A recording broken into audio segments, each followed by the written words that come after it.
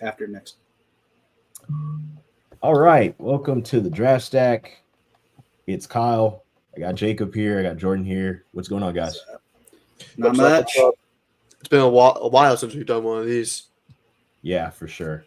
We said we would be back. We're back. Got some guys we want to cover as returners, guys who I think are going to fly up boards over the next year during this draft cycle. I'm intrigued to see what happens. Let's get started. We're Isaiah Evans. I'll start by just saying the shooting is real. Yeah. I'm feeling that feeling from Jordan here. The shooting from him is real. Do you want me to do the stats? Please. So, 6'7" wing from Duke. I have him 47 overall on my board. I think I'm going to move him up just as I'm, throughout the year. I think that I don't see him dropping lower. I only see him going higher. So in 31 games last year, 7.5 points, 1.2 rebounds, which it felt like he did more than that. So I was a little surprised by that number. 0.6 assists, 0.5 turnovers, 0.2 steals, and 0.1 blocks. But it was on 44, 43, 81 shooting. And it was 136 threes and 32 free throws. So he does not get to the line very much. But man, the dude can hit threes. And so in Cerebro, if you do his 115 games that they have, he is 38% on 525 threes. So the dude can shoot. There's just no way around it. I mean, and that's in, Jacob, that's in short sample size. He didn't play a major role from the perspective of minutes. What's the stats on the minutes, Jordan? I did not write that down. So, I got it. He played a total of 495 minutes or 13.8 minutes per game. He only started 3 games last season. Not surprising because of Duke's depth. Yeah. But when he came in, he was lights out. He had a couple of big performances this year. And I do think think that he struggled because he was just a shooter, really. And when you have Proctor did the shooting, but then also brought other stuff. And so that made it a little harder. Caden Boozer is going to love him, some Isaiah Evans this year. That connection is going to just be an easy assist for Caden over and over again. I could see him running up. Oh, go ahead. I was just saying, he's going to make everybody better, not just Caden. I think he's going to make Cameron better as a post hub passer, in the top D. This is a guy that in the NBA will project as rotation. I think he'll be rotation caliber just because of how naturally athletic and lean he is and his shooting. Also, he can just thrive in most shooting oriented systems, and that's 95% of teams nowadays. So it's really easy to see projection. And the shot prep to me is one of the things I have down here in my notes is high release. He has a high release on his jumper, which, I mean, any team's going to want a shooter. So I'm intrigued to see how Duke uses him with more minutes. And also, I think we may see him expand a little bit more playmaking because that's something that he didn't really have an opportunity to do. And I think that 7.5 points, if I'm correct about the 7.5, that goes to 14 maybe, which is a decent huge jump. But I think that's probably what's the next step. There is an up in scoring because that's what they're going to use him for. I also wonder a rebounder too, just from actually playing more, and then I think he's going to play more 3 than 2 next year. Mm-hmm. So I think that will probably up his rebounding. What's your comp for him? Because this is where I've gone back and forth. Body wise, he's kind of like a Torian Prince, body wise. But I don't think he's as good of a defender as young Torian Prince is. Modern day Prince. Prince was definitely more physical also. Yes. Agreed. So it's very difficult because he's not unathletic. He's not a bad defender, but he's just he doesn't stand out as a defender. But the shooting with it being that elite, but also kind of the way he does his shooting. It's just like it's a little different to me because it's mainly spot up. He's not as much movement shooting. He does some movement shooting, but it's not as much. Maybe somebody healed. Yeah, College Healed to me. Healed handled the ball more. That's what is the difference with me. It still handles the ball more. So it's hard to go with but every team needs shooting. So to me, I'm surprised he didn't stay in the draft last year. I am definitely would be surprised if he's not drafted this year because just like shooting is so important. But then I think what my question is, it's everything else. That's why he didn't stay in the draft this year. He hasn't shown he hasn't shown that. I don't think he's a functional ball handler yet. His decision making, he made a lot of bad decisions, a lot of bad passes last year. His turnover rate almost the exact same amount of turnovers as I didn't have the totals here, but it was like super close to basically one turnover for every assist. It was a 10% turnover rate, which is disgusting, especially for the amount he played. Obviously, a low assist rate. So it's kind of like, okay, outside of being a shooter, what's his role going to be? He's not going to be a secondary playmaker. He's not going to be like an aggressive point of attack or just a long guy that can switch just yet because he is lean. So that's really just like figuring out how he can fit in other ways on the court and how he can affect in just a variety of ways. And I'm kind of he played his role really well, but he needs to do more. Right, and I think that's that's perfect because that's another thing here on my note is role concerns after having limited minutes the previous season is like how much more can he do with larger sample size is the question. Can he be as effective with game planning for him? Because that's exactly what comes next if he can continue to be effective. So between that and then if that's the case, we've talked about his lack of handling the ball. If he does have the ball, can he play make for others? Can he use his gravity to get other guys opportunities at the basket? I'm intrigued to see if that's the case. I don't know that it will be because he does have a point guard on the roster, so that playmaking may be very small in sample size. But that being said, Caden, excellent off-ball cutter. Cameron, excellent off-ball mover. Dame Sar, excellent off-ball mover. So if he can learn to do that, this is the team to learn to do that. Like they will reward him for learning to do that. Agreed. That's where his role and him moving up draft boards that's where it's gonna happen. Is if he can add some of these other elements to his game outside of just being a specialist from three. And mid-range too, because I don't think he's limited to just the three spot, but also to from the mid-range spot. So, do you have him on your? Do you guys have your boards done at all, like a no. board yet? I have guys on a board. I don't have guys finished in position on a board because. So I was just wondering if I'm like lower or higher than you guys. That was I personally don't like making boards before like the college season begins. I like watching a couple months of it just to get a really good feel of it. Gotcha. But that's just my personal philosophy. But based on what I saw last year and kind of just projecting where I think he would go, where I'd have him, I'd probably have him early 30s, late 20s at this point. There was a lot of good returners right now, but I'm pretty confident in his ability this year to probably scale up his role because in reality, he is the X factor for his Duke team. I do think Shire's going to find very creative ways to get Evans into a rhythm, whether it's through like pin down screens or these flare screens. So I'm very interested to see how he's inserted in this offense and if Shire's trusting him to be more of a secondary playmaker. But if I do think it's skyrocket. Interesting. Like Shire does seem to do good with these wings as far as like it seems like if you're a big going to Duke, your role gets super limited to maybe what you would play in the NBA, but you're also not only is your role limited, like your minutes are limited because it's college. And so, like, it seems like most of the bigs do better in the NBA than they do for Duke. But wings, he really seems to bring them out.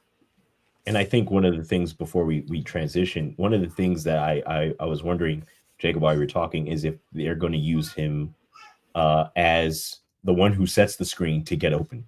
as a possibility to create more openings for himself and for others. Because of if they're going to run him off screens, or if they're going to set screens kind of paint down, it makes me wonder kind of what they're going to use him as. Because for instance, Steph screens, like just as an instance here for shooters, he screens and then he gets open because he set the screen. And so does Buddy Hield, so does all these other shooters that we've talked about. They learn to move a little bit more off ball than he does. He was a spot up guy as Bud, which I'm not saying he didn't move off ball at all, but it's just like that was his main bread and butter. And I think he's going to need to do a little bit more movement. Now, interestingly enough, from one guy who didn't really have the ball in his hands to somebody who had the ball in his hands substantially more, Milos Uzan. I would love to cover Uzan. Uzan was one of my biggest sleepers. You know what? Earlier this year we did our sleepers pod, and I originally had Uzan as my first guy, but then he dropped out like right before the pod started. Really, it was like minutes before the pod started. It was insane. So that honestly kind of ruined my day. But I mean, I guess I get to talk about him right now. Do you want me to read off the stats first? And then you go ahead. Yeah. You're a stat guy. So 23-year-old, 6'4" guard, Houston. 34 games, 11.5 points, 3.2 rebounds, 3.8 assists, 1.8 turnovers, 0.3 steals, which I thought it would be higher than that, just having watched him play. I don't think he recorded a block last year. 46, 43, basically, 76 shooting splits on 122 threes. So the dude can flat out shoot. And 54 free throws, which is also kind of low for his style of play. I kind of thought he would have higher free throws. So let you go first, Jacob. Yeah. The thing that stands out with me right away from Uzan is just I think he has such a high floor just because of his overall ability to pace the game, his high feel, and his shooting. And also he's a very high functioning defender, especially as a point of attack guy. I think he really knows how to use his body and use his legs, whether that's getting around screens or on the offensive end when he's trying to create angles, which especially benefits him in the pick and roll because he was really underrated as a pick and roll handler last year. Like Sampson had him as a main pick and roll ball handler a lot of the time. He's aggressive when he was getting to the rim. He shot well when he was at the rim. He just is a guy. He makes a lot of the right decisions a lot of the times. He gets to the right spots and he plays within the system and knows his role. So I think he's going to be an easy guy to project. He's going to be. I'm probably going to have him as a first round prospect next year. I think, and with him probably being the main ball handler next year, next to Sharp, I think his usage is going to skyrocket, and he's going to be a darling for a lot of people. I could see a lot of people drawing the Nembhard comparisons. That's what I have written down. I currently, I guess it doesn't really matter where I have him because I'm in the process of like moving him up. So I think I'm going to have him in the late first before the season starts.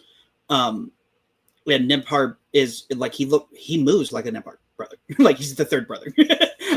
Like he does all the same little tricks and stuff they do. Like so that's actually what I have. You know, he's really good at like getting to the spots in the mid range like they are, and doing those like they're not flashy crossovers, but just enough to get the guy to be like, oh okay, hang on, wait, where am I at? Kind of thing.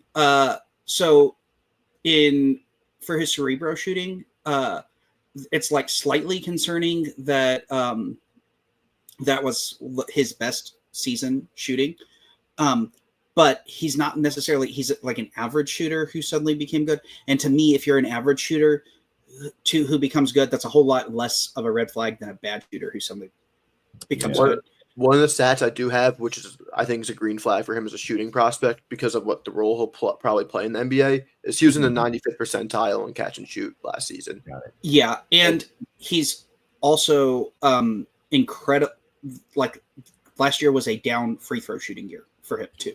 So he's normally in like the low 80s, and he was in the mid 70s. So I also have the catch and shoot thing is like a big thing in my notes where to me, there's a lot that he does that's really likable on ball.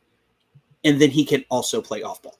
Like that to me is just a huge value of you. If you need him to be the point guard, he's the point guard. Yes. If you need him to be the off guard, he's the off guard. But it's not that he's not good enough to be a point guard. And so he's a combo guard. He's a true combo guard because he has both skill sets. So I really like him. I also think adding 10 pounds would be great. Yeah, I don't know what his college ready body will be like. I have him here at 190. If he adds 10 pounds, that ups the defense. That ups him being able to create space with his body, as you mentioned, Jacob. You use his body well. I also think that you talked about the low turnover creativity and his ability to navigate screens. I think all of those things get even more proficient. Obviously, the age thing is going to kind of throw quite a few people off. They're going to have him kind of ranked pretty low in some cases. In my opinion, you guys know this, and I've stated it before, I am less of a age lowers the ceiling if the player themselves continues to improve. So to me, he's really cerebral. He's a smart player. His defense is where he hangs his hat. He's a good team defender as well. I think to me, the reason I'm really confused by that 0.3 steals number because I really thought he had a lot more steals than that. Right. He does create turnovers. Yes.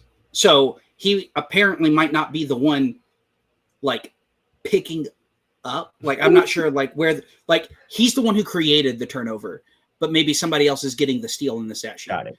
But because he's definitely a better defender disruptor than that makes it look like. Any team can use a connective guard. And I think that's going to be his role. Y'all could have a different perspective on what his role could be, but I think that's one of his aspects could be a connective guard, somebody who you don't need to place all of the pressure. Kind of a release valve. If he's going to play point guard, he's a release valve point guard. You don't need him to carry all of the minutes with the ball, but due to and I'm intrigued to see what his role looks like even further because of last season and seeing how much better he is. I'm probably sure he's working on his game or has been working on his game. So I'm intrigued to see what he looks like this upcoming season for Houston. My big thing with him and his improvement is he's got to figure out how to use his overall just strength and body a little bit more to create. Whether it's kind of using his shoulder to create a little bit more separation and get open in the mid range for some floaters or some creative finishes. He's kind of predictable, I think, when attacking the lane. He's not going to do anything super fancy. He's not going to make a flashy pass. So just I think overall, it's buffing his physicality will kind of make him a more harder to guess type of guy, harder to guess what he's going to do. So now, go ahead, Jordan. So I think it's kind of interesting to compare him to the next guy that we're going to talk about.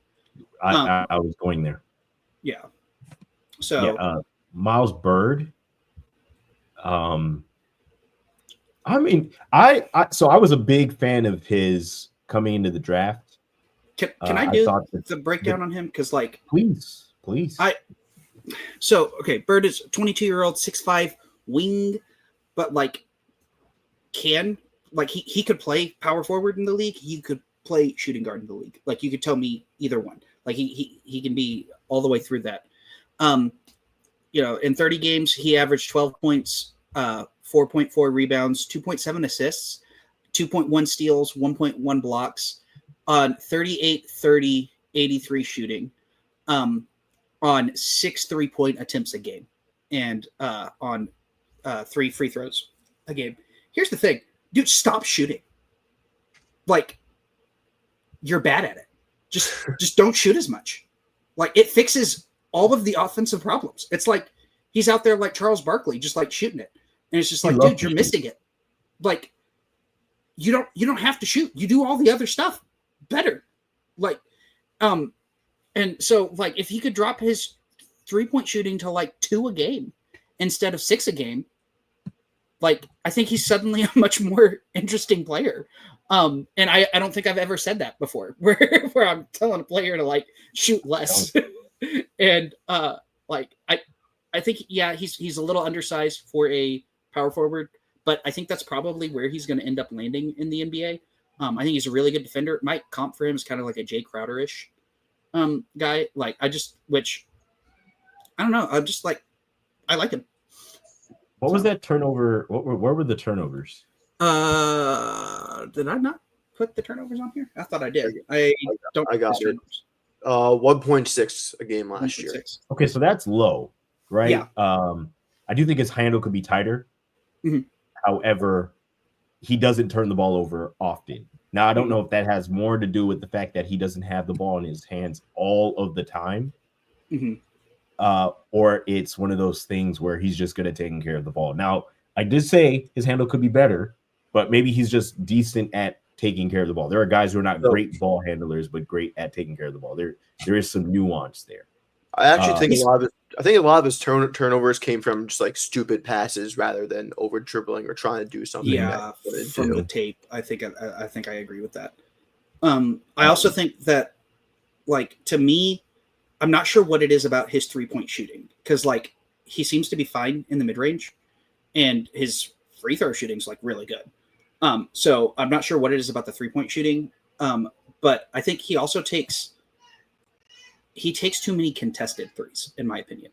It's not just that he's taking too many threes. If he could cut out the contested ones, I think it would change the whole perception of his game, to be completely honest. I really think just like the decision making, which also goes back to the passes too. Like his turnovers were mainly bad passes, were bad decisions more than they were him having a wonky handle or just not being able to do what he's trying to do. Yeah. So, I mean, my whole thing with him was I haven't really been high on him like you have, Jordan. I feel like we briefly touched upon him in one of the pods, maybe one of the sleeper pods. My other thing is I think I just don't think he's scalable in the NBA as a shooter, and two, as just overall decision maker. Like I don't really see him. I see him struggling to get minutes because of that. I mean, when he played against better competition, all his percentages and averages just went down. I thought of a better comp actually than Jay Crowder, more of a Torrey Craig kind of guy. Like because he's not quite as big as Crowder.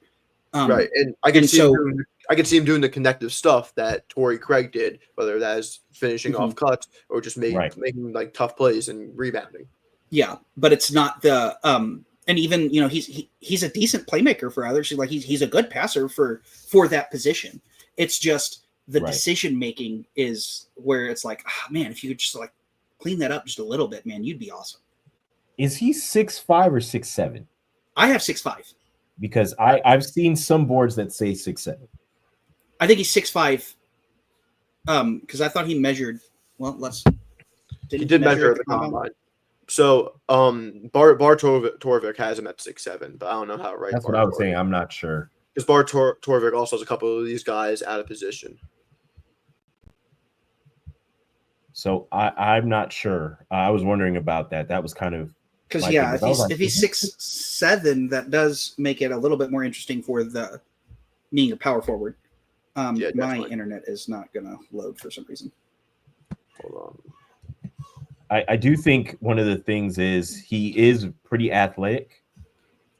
He has the ability. Now he's not the most explosive guy in the world, but he has shown flashes to be. Well, okay. I have the measurement. It's 6'4" and 75 inches. Yeah, that's what I thought. I thought he actually measured. So where did people get 6'7" from? I guess he's 6'6" in shoes. To be honest, we're talking about he's 6'6" in shoes, 6'7" in shoes. Okay. I can go with that because I saw some boards that had him at 6'7", and I was like, well, he looks now maybe because of his frame, he looks much more lanky than he actually is. So that might have something to do with it. He also wears long sleeves, so that'll also do it. So to me, I think he's a good player. I'm not sure what his role will be exactly, but I think one of the things that it's weird because I think the shooting mechanics aren't terrible. No, they look good. It's a really quick release. You would think the shooting percentage would be much better, just off of fluidity. It really isn't at the moment, so I guess we'll see. Again, I think that goes back to decision making. I think he takes way too many contested threes. I don't have the actual data for that, but it does seem like to me, like there were several times where it's just like, why are you shooting that? Why? Like, I agree with that.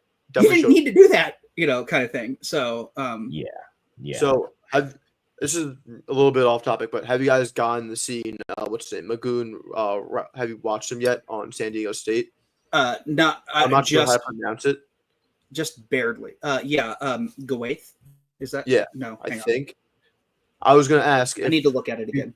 If you guys like him or Bird as a prospect better, because they're obviously, I think, two different levels. Well, I mean, Magoon to me is like an actual power forward. Like he's 7 foot. He's raw. Yeah. It's kind of like, I like the measurements. I have Magoon 11 right now, and I have Bird 27 right now. But that's some of that, we're gonna have to see, because Magoon could easily drop for me. He has all the tools, to your point. He has all the tools. All the tools are there. If he can put some things together, he changes what board. Again, to me, the board is never going to look like what people think. Now, the top three, we talked about this before, top three could shuffle. Those guys are not dropping out of the top three.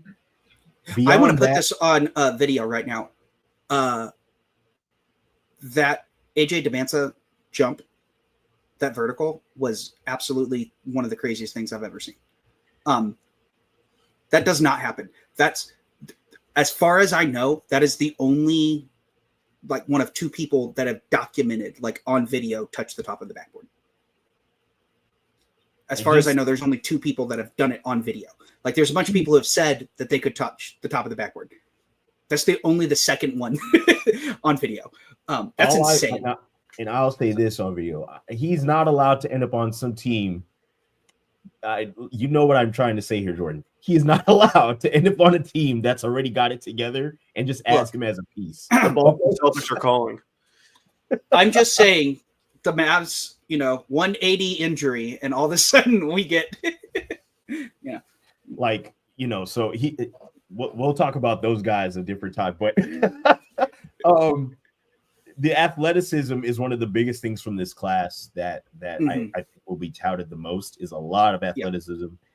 Cool. A lot of these guys process really, really fast. They see the game really, really smoothly. And that could be one of the biggest calling cards for them, is how much they process. Speaking of athleticism, do you want to move on to Flory? Oh, man. This is one of the a little bit here. Yeah, this guy is so much fun. I love watching him. Stats first. Stats first. Yeah, we'll go with stats first. 20-year-old, 6'8" big from Kansas. He's also from the Congo. So he did not play very many games. Or very many minutes. But so I'm going to read his per 40 numbers instead of his regular numbers. 14.4 points, 13.1 rebounds, 0.8 assists, 1.4 steal, and 3.9 blocks per 40. The dude even, 70% from the field. Now, the problem is 53% from the free throw line, and he did not shoot a single three all year. So you can riff what you want, but like, these are my points. Amazing rim protector. Basically, he's Jason Kidd's dream center. Is what, like, this is someone who was like designed in a lab to be absolute. He's a nasty rebounder. However, I have the jump shot might be a war crime. So that's just where we're at. So I think one of the notes I have here is refined footwork, and I'm nitpicking refined footwork. I do think if he's able to refine the footwork, he'll be able to fix the balance issues. And if he's able to fix the balance issues, he's a completely different prospect. So, one, he's 225. That's what I have the weight down here in my notes. He looks bigger than that. Yeah, and he's solid. He's a very strong frame. And so, to me, between that, finishes lobs, I do think he needs to work on both hand finishing. I'm nitpicking again. There's lots to laud about him. He is still technically, in my opinion, a project. per se. He has a lot to add as much as he has a lot to offer. The free throw shooting bothers me because of how physical he is. He should be better at free throw shooting. But typically with guys with his physicals and the tools, typically struggle from the free throw line, which is kind of an unfortunate thing to put together. Can I throw out a name? Please. Thomas Robinson. Like, I which I was a huge Thomas. I still part of me still doesn't understand why he failed in the league. But just which I guess his game was just a better fit in Europe, and he was making so much more money in Europe is really what happened. But to me, I think as we're moving back to like double big lineups, I think that there's a pretty big chance that he could make a pretty significant impact on a team. I also kind of wonder if he's maybe taller than 6'8", just based off of like what he can do on the floor. I wonder if we're going to be kind of surprised when he gets measured. I thought he was 6'10" by looking at him, to be truthful. I think he's always been shorter than on the shorter side of centers. Like I always thought 6'7", 6'8" for him. Oh, really? Also, he just looks so imposing just because of how strong he is. Like that dude. Which I mean, Ben Wallace made it work, so he's that same build. Now here's the funny thing: if there was an understudy for him, Ben Wallace could be it. Now, granted, would I love for him to add more? Let's maybe not put that much pressure on one kid, though. No, like Ben Wallace is maybe the best second best defender of all time. Defensive presence. Chuck Hayes. There we go. Chuck Hayes made it work. Same body type. Got you. That works too. You talked about the rebounding. He dives for balls. I think he anticipates. He's just really, really your kind of create an additional bunch of opportunities. I do think some of his in the minutes he did play. I think he could focus a little bit better after mistakes. That's what I have in notes. Yeah. Mm-hmm. He's very young. You could tell in this game. You could tell how unpolished and undisciplined he is. I think which leads to I don't have the amount of fouls he had, but he had a fouling problem. He 100% had a fouling problem. That's part of why his minutes were so low. Is the fouls not 76 personal fouls? I knew it was bad. I didn't know it was that bad. I mean, I wonder how much it was per game. It was 2.5, 2.2 per game. Yeah. Here it is. Feels like there it is. Yeah. He has so much upside. I hope he's able to put it together, especially with who he's playing with. If he's able to put it together, that makes him very formidable. So, I feel like I'll be watching him, then I'll be like, oh, he just made a really nice pass in the short roll or a nice quick touch pass. And the next play on offense, he's trying to make a really dumb skip pass. His game is just so inconsistent, so streaky for me. It's obviously so easy to love him because he is basically a Hulk on the inside. Mm-hmm. But then at the same time, you're like, okay, is this guy actually processing the game to a point where he could be a consistent lob threat and above the rim anchor? I'm not sure. I was really high on him at one point last year. He's a little. I am at 16 at one point this year. I'm he's assuming a little bit like Beef Stewart. Ooh. I think 16. That's pretty big.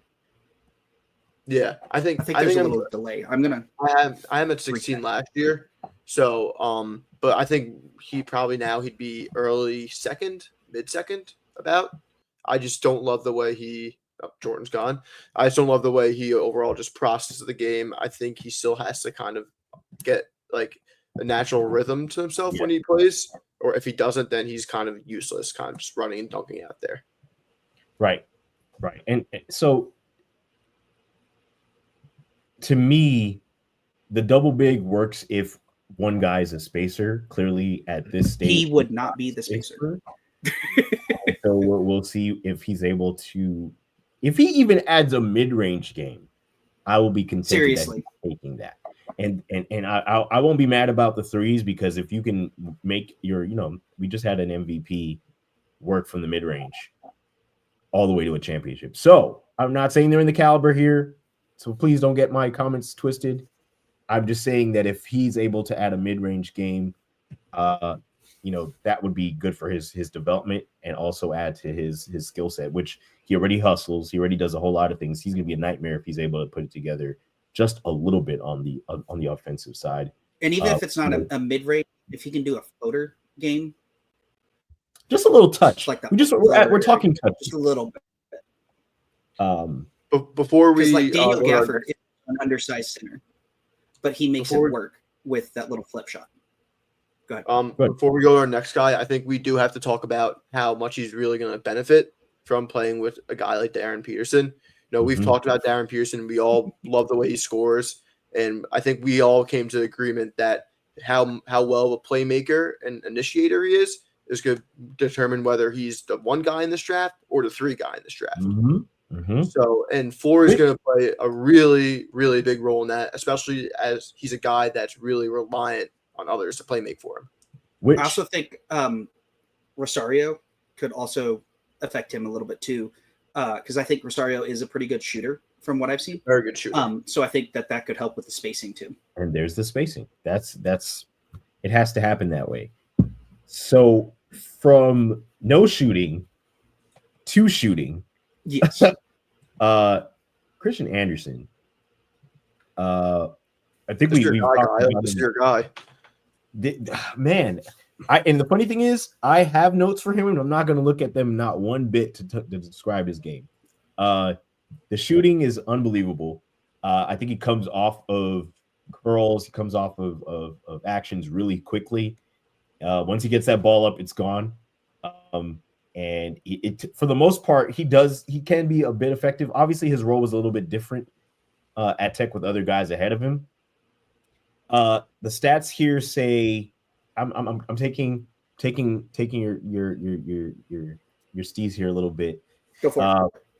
Career stats so far: 42.9 field goal percentage, 38% from three, 80% free throw shooting. He averaged 10 points per game, almost 11, 1.2 steals, 3 rebounds, 2 assists. He only averaged 1 turnover. Again, I mean, obviously, someone's going to say 10 points. What's the big deal about it? Because of how he got them. It's because of how he got them. He got them by shooting the ball so well. And I think also he makes very quick decisions with the ball. He's not like dribble. No, he's like dribble, find the guy. Let me move without the ball. Like he's constantly moving without the ball.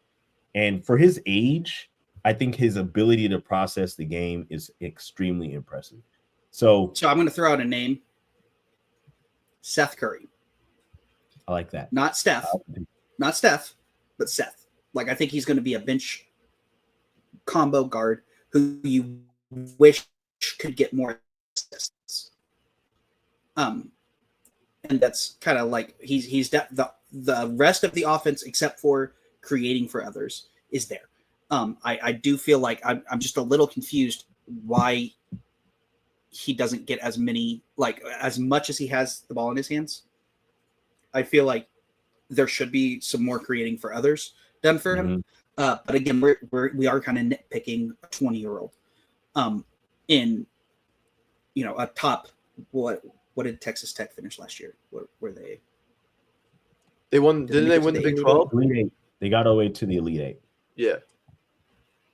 Yeah. So a top 18, and he's 20. He was 19 on a top 18, and it was not supposed to be this lottery pick or anything. So we are nitpicking a little bit when we're saying like, wish he could do this more.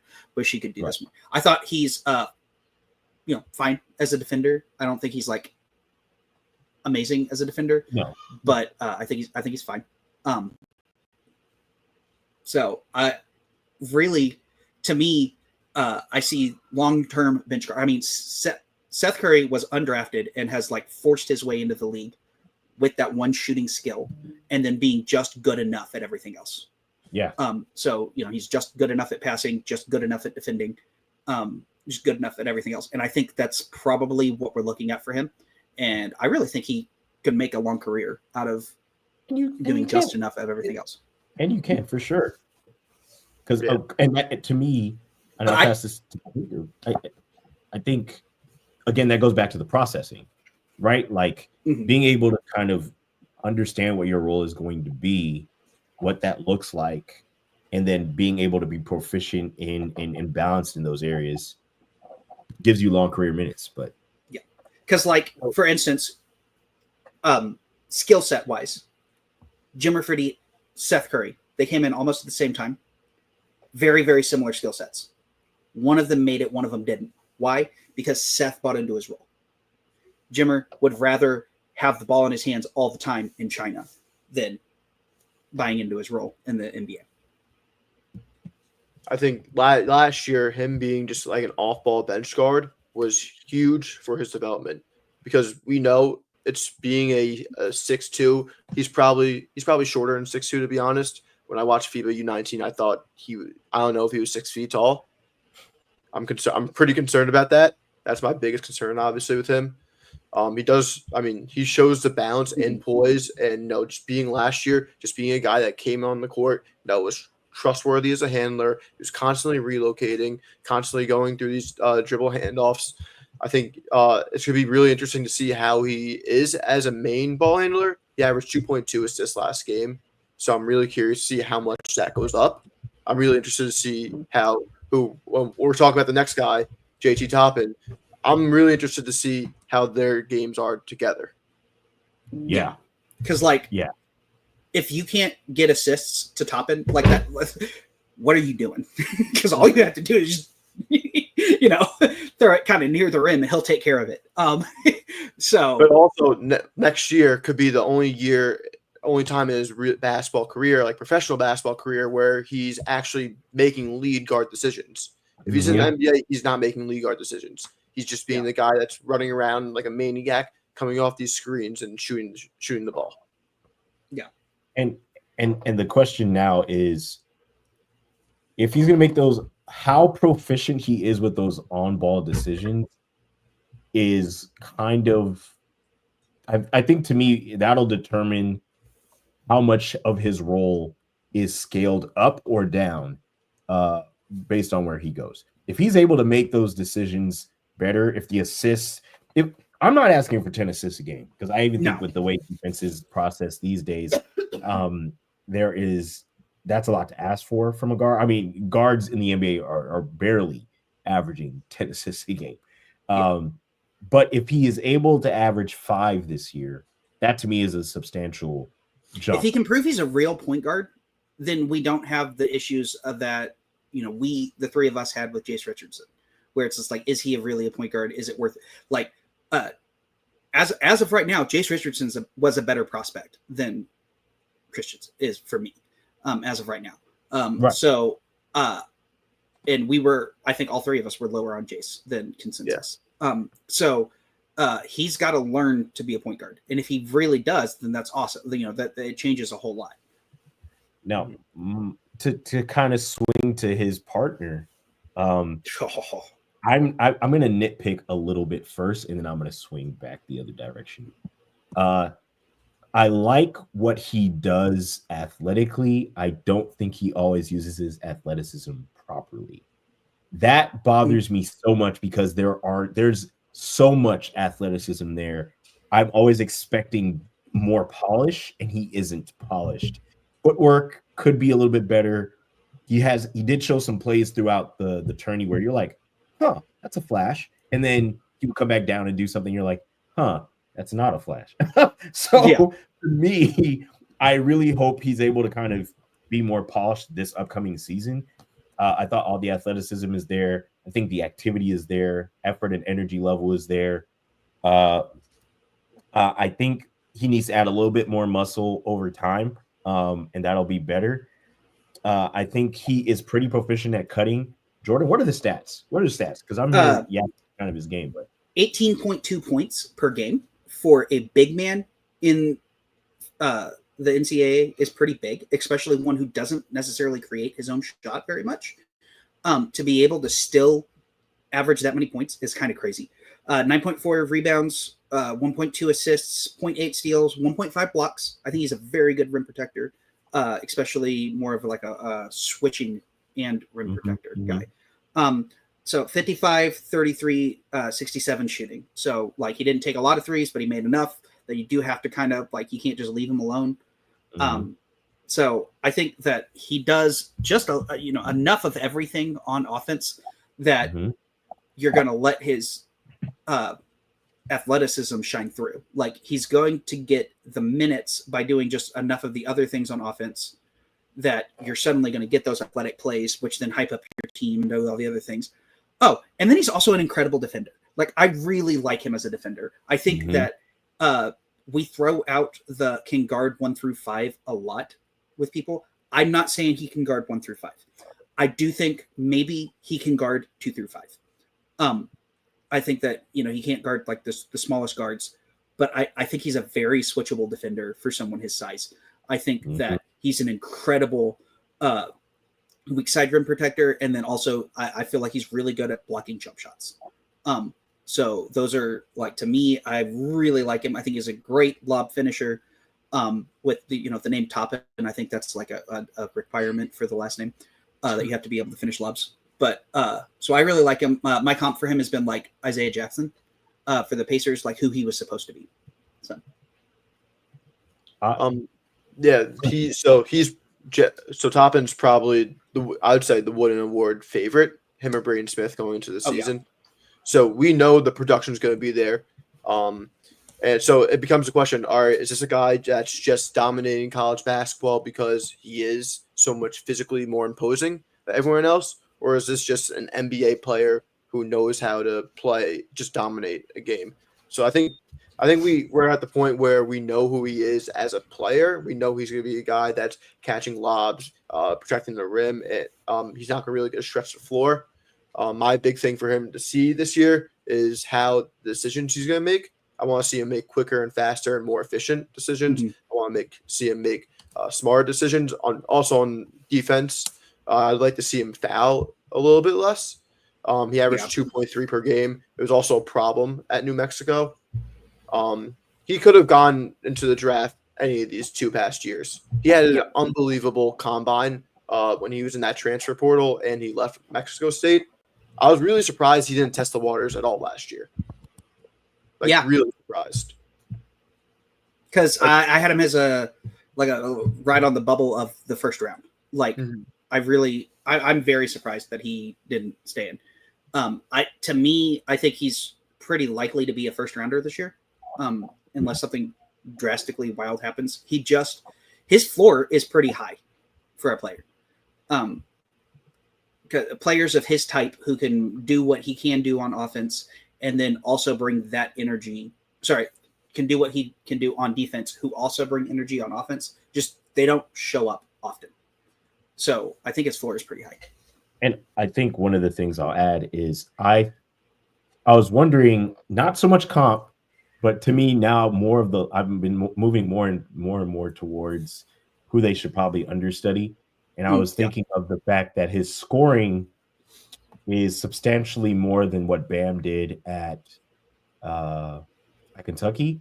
But I think if he looks at Bam's current game, there are things pick and grab similar, like can operate in the mid range, can operate from 3 a little bit, not a ton of 3, but does enough, can operate in a lot of different ways. Isn't really a post up threat.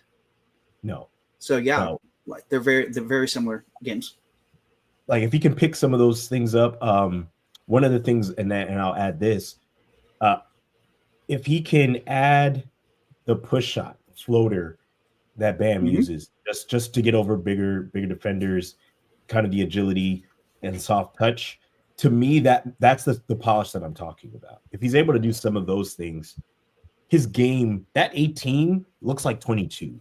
And I know that doesn't sound like a big jump, but to me, you're talking about 22 to 23 or 24 points. If he can add touch around the rim, that's a little bit softer than dunking every time. So let's talk about another really good college big who is a good offensive college big, but doesn't score anywhere near as much. So Condon for Florida is Australian guy, big man from Florida, 6'11", 37 games, 10.6 points. Now they're sharing the load a lot more in Florida than they were in Texas Tech, but very similar offensive game. Yeah. To and he has to be has to be set up by other people, and yet you have with Toppin, he just gets it. He just gets those points that other bigs don't get. He demands the ball in a way that like other bigs don't get, and so that's why he's very intriguing from that prospect. So with Condon, also has 7.5 rebounds, 2.2 assists, 0.9 steals, and 1.3 blocks, 49, 33, 60 shooting on 1.6 threes a game. And I think he's a really fun passer. I think he's a very good rim protector. And I also think, can he shoot? There's one play stands out to me for where I got his comp to me is he was standing. I'm not sure. I can't remember what game it was from, but he was standing kind of at the nail and he took the ball. He was palming the ball and he threw a baseball pass to a cutter from that. And I was just like, that's Steven Adams. Like, and it's like, I've not been able to get that comp out of my head ever since then of him. Like just the perfect dart from I was just like, oh, that's a Steven Adams play right there. And then he does all the other things. Steven Adams was supposed to be, a stretch big and then cut that out of his game when he got into the league and just focused on the other stuff. But I really like Condon. I think especially, as we're going to these, we've said it before, we'll say it again. As we're going to two big lineups, he's a big that can thrive in a two big lineup. Like, and he already plays in a two big lineup with. That's true. But in the NBA, where one of those bigs can really shoot, oh boy, he's gonna have some fun. I think a lot of executives really liked him last year. I'm kind of surprised he didn't stay in the draft. I thought he was a lock to go in the late first round bit, just because he was young for a junior last year. I think he was a junior last year. Yeah, I think so. I mean, he's still 20, raw. He's 21. Yeah, but he's 21. But he's a senior. When's his birthday? I feel like he was young last year. July. He actually just turned 21. Yeah. Okay. Yeah, that's what I'm saying. So like he's going to be a 21-year-old graduating senior. Like that's pretty. That's pretty. Yes, young.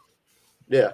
I think he moves very fluidly. I really like the way he moves. I like the way he uses his feet. I think it's evident when he's on the post and he's trying to create space for passes. And as a screener, I'm a big fan of his screen setting and it's just like touch passes and in the short roll. He also, I think, as a face-up guy, is really underrated. He's shown a lot of flashes, and that's in triple threat and as a not as a pick and pop type of guy, but kind of like in the elbow area, like knocking down that soft touch shot. So yeah, I just think he's got to stretch the floor a little bit more. He's definitely a willing shooter. Shoot 32% for his position isn't terrible. No, it's not terrible. It could be worse. The free throw shooting is what's concerning to me. Yeah, and I think he's I think he's a great screen setter. I don't know if we mentioned that, but he's a very good screen setter. Yeah, Jacob. I think one of the things for me is this is nitpicking. I don't want to be the negative guy. He's nitpicking here. We have to. He doesn't have an elite skill. That's true. And I'm not mad at a guy who doesn't have an elite skill if he can be relatively decent in the other areas, but teams tend to draft for a guy who has one to maybe two elite skills they can kind of craft their game out of. This is not a skill that people get drafted for. But at least from the tape that I watched, I feel like he also, like Steven Adams, is an elite box out guy. But that's not a skill that people draft. Which is interesting. That's a different pod conversation to have. Not sure why you wouldn't draft a guy who can box out, who's going to create opportunities for your guard to get the ball to immediately initiate offense. So it's really weird that he's really good at boxing out, but a lot of other physicality, he kind of struggles with it. Yeah, it's very that's why it stood out to me so much, is like, because he's not as super physical any other time, and then like when it comes to box out, he's like, Like, it's very weird. That really showed in the tournament. I mean, there's a lot. He had like a 4 or 5 game stretch where he like really struggled. Like his best game was, I think, that first game. Like, Yeah. I remember. If not, I feel like I remembered him like just hitting a bunch of threes. Not a bunch of threes, but hitting a good amount. But he had a good national championship though. Also, now I don't want to leave Condon too soon, but there's a glaring question mark in the guy he's going to be playing with, and it sucks because I think we all said it when it happened. When he did get injured, we were like, "Dang it! What was this going to look like for him? How was he going to put it together?" I thought he was shooting up boards just like due to the play he was on, and if you consider the roster at the time, you would say, well. Also, as a Razorbacks fan, you kind of have to wonder if he wasn't injured, and I get that he came back from the injury, but like, if he wasn't injured, would we have had to rely on DJ as much? Because you lived by the DJ, you died by the DJ in the tournament. And that is Boogie Fland. I thought before injury, a lot of teams were interested. I thought there was a lot of noise around him. That was like, Mass fans were interested in Boogie Fland. I mean, just takes care of the ball, smart guard, plays with good pace, does play both sides of the ball. I think that, and I'm leaning more into the questions because I think that's where we're at with him right now. We saw flashes of what he was able to do. We didn't get to see. Do we want to do the stats before we keep going? Yeah. So 21 games, 13.5 points, 3.2 rebounds, 5.1 assists, 1.5 steals. I don't think he recorded a single block all year. 38, 34, 83 shooting on 5 threes a game. So I'm the Arkansas fan, so I'll let you guys go first, and then I'll fill in. What were your thoughts, Jacob? Because I know what I felt, but I wasn't really high on Boogie Fland most of the season last year. I struggled to find a way. I struggled projecting what his NBA role was going to be. Obviously, highly skilled ball handler. I thought he did a great job of creating space effectively. Thought he played with a good pace, operated well in the pick and roll. You know, he obviously has that skill, but at the same time, I don't know if he has the size. I don't know if he has the frame, and I think that's really, really going to hurt him defensively. And it's not like he's an aggressive point of attack defender and an annoying defender. He isn't. He's a guy that has a lot of lapses on that side of the ball. And like I mentioned earlier, it's really hard for small guards to carve out roles in the NBA. So he's going to have to be a really damn good passer, ball handler, and shooter to get rotation minutes. And crazy enough, he just turned 19. So there is upside for him to kind of correct some of these aspects. I don't want to do this, but I think a lot of people slept on this aspect, and even into the finals. If he's able to do the small things and intangible things that a McConnell does, then he has a long-term role in the league. Because to me, he's more athletic than McConnell. He's bigger than McConnell too, right? And so what I'm saying is, if he's able to put the intangibles together more, if he's able to kind of figure out how much effort he wants to put on defense and kind of maintain a consistency on that level, and then also preparing his body for a long-term run. Now, granted, injury, I'm not blaming him for his injuries here. I'm just talking about like timing of the injury and kind of what kind of put like he came back, but what was he wasn't going to play. Like no one's going to risk that, especially with you having another season that you can put forth effort to. So if he's able to kind of carve out some of those small things, because I think that's what a guard that he was a shell of himself when he came back. Right. If he's able to do a lot of small things great, to me, that's what he'll get drafted and what he'll move up on boards for. Now, I don't know where some people haven't projected yet, This previous draft cycle, there were quite a few people who had him in the top 20 at one point, just because of what he looked like. If he's able to add what he looked like, be better on defense, I think there's noise to be made there. Now, granted, first round is loaded, so we've got so much like to cover over this next year. But to me, if he's able to do a lot of the things he did do well, and then add some of the things he didn't do so well, and you could say that for a lot of guys, but I really think there were some areas that he could just place them in. You see him kind of the game slow down even further. Again, he's young. There's a lot of he's gonna put a cap on his ceiling. Is my point. If he's gonna be really really good, if he's gonna be the type of point guard you want, we're gonna have to see some extreme proficiency in a lot of different skill sets. I think all the talent is there. Yeah. So before you go, I just want to say one thing. I do think this is a guy that's going to benefit greatly from being in Todd Golden's system, because if he is the Walter Clayton replacement, both guys that are good off ball and can really shoot the ball. That's what his role is going to be. So it's just going to be see if he can live up to those expectations. And he's a microwave. I mean, he does have the ability to score in bunches. That's what I have as a guard going from Calipari to Golden has to be like Calipari holds his guards back so much on purpose. And you can't say that it hasn't worked in the past, but he's definitely going to have more freedom under Golden. I want him to compete more on defense. I'm a defense first guy. I want him to be focused, off ball, less lapses, as Jacob pointed out, and rotate faster. The defense to me is what's going to change his trajectory. The offense, I think it will be what it is. I think he'll figure that out. The defense is, I think, the biggest question mark, and if he can do that for a long period of time over the stretch of the season, we're talking about a top. We're still talking about a first round pick, because he was at the end of he was at 30 before injury.